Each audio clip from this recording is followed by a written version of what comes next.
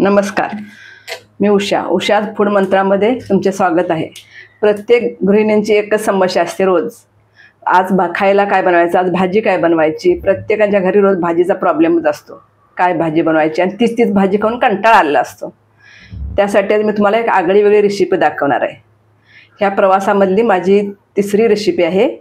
ती तुम्ही संपूर्ण व्हिडिओ बघा, छोटे छोटे टिप्स तुम्हाला पूर्ण लक्षात येतील।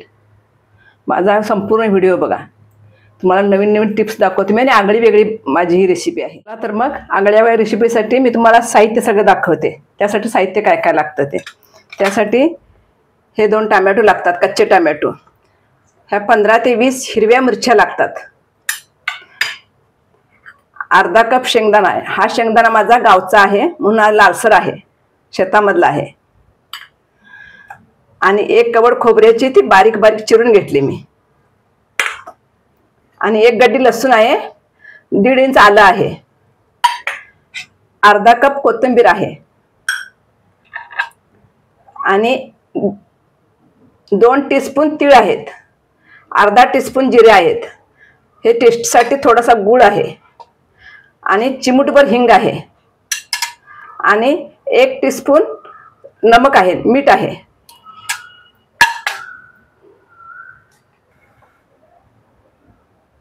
चला तर मग कृती करायला सुरू करूया। लोखंडी कढई ह्यासाठी घेतलेली आहे। लोखंडी कढईमध्ये बनवलेलं सगळं चांगलं लागतं आणि आरोग्यासाठी चांगलं असतं आणि रुचकर पण लागतं ते, म्हणून मी लोखंडी कढई घेतलेली आहे। त्या कढईमध्ये आता मी पहिल्यांदा हे शेंगदाणे भाजून घेते।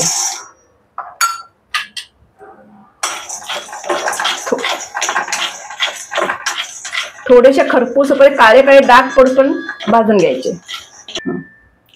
आता हे शेंगदाणे खरपूस भाजलेले आहेत, हे आता मी प्लेटमध्ये काढून घेते।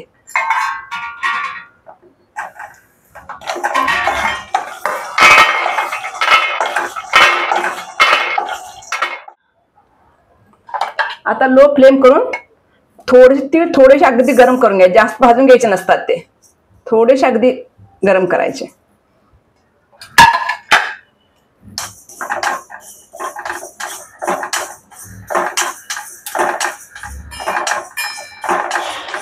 हे बघा, आता याचा कलर बदल आहे, असं ते चाट उडता येते, ते भाजलेले आहेत। आता ते काढून घेते। आता ह्यात थोडंसं तेल घालायचं, 1 टीस्पून तेल घालायचं आणि त्यात ह्या तुकडे केलेल्या मिरच्या टाकून घ्यायच्या।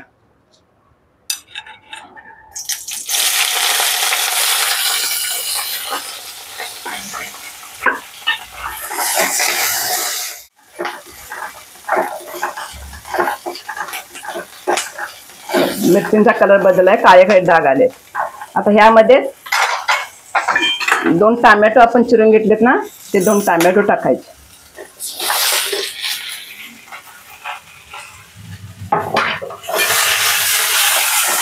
ते पण चांगले काळे डाग येईपर्यंत भाजून घ्यायचे।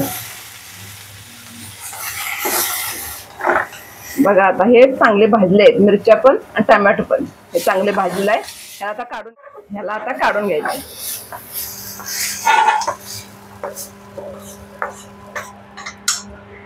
आणि ह्याच कढईमध्ये हे खोबरं थोडं भाजून घ्यायचं। ह्याला पण काळे काळे डाग पडून भाजून घ्यायचं थोडं थोडं। आता ह्यामध्ये हे लसूण, 1 गड्डी लसूण आहे, ती सोलून घेतली चांगली, आणि आलं यामध्ये थोडं थोडं भाजून घ्यायचं परत। आता हे सगळं चांगलं भाजलेलं आहे, हे काढून घ्यायचं प्लेटमध्ये। हे बघा, सगळं भाजलं आहे चांगलं, प्लेटमध्ये काढून घ्यायचं। आता हे सगळं भाजून घेतलं आहे, हे सगळं गार करून घ्या आणि मिक्सरला याची जाडी भरडी जरा हे करून, जाडं भरडं करून घ्यायचं, जास्त पेस्ट करायचं नाही, जाडं भरडं करायचं।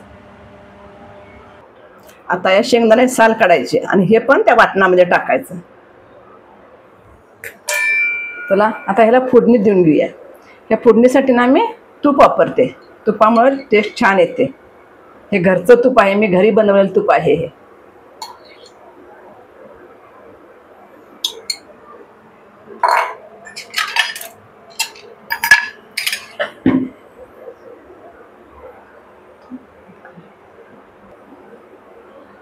आता ह्यात एक चमचाभर जिरे टाकायचे.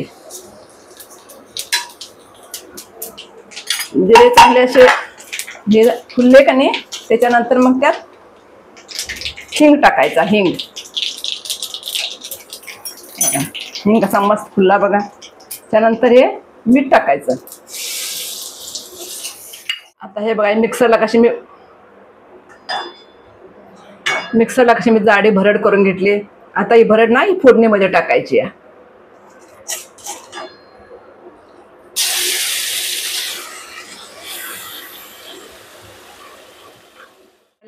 मंद गॅसवर 5 मिनिटं मी परतवून घेतलंय.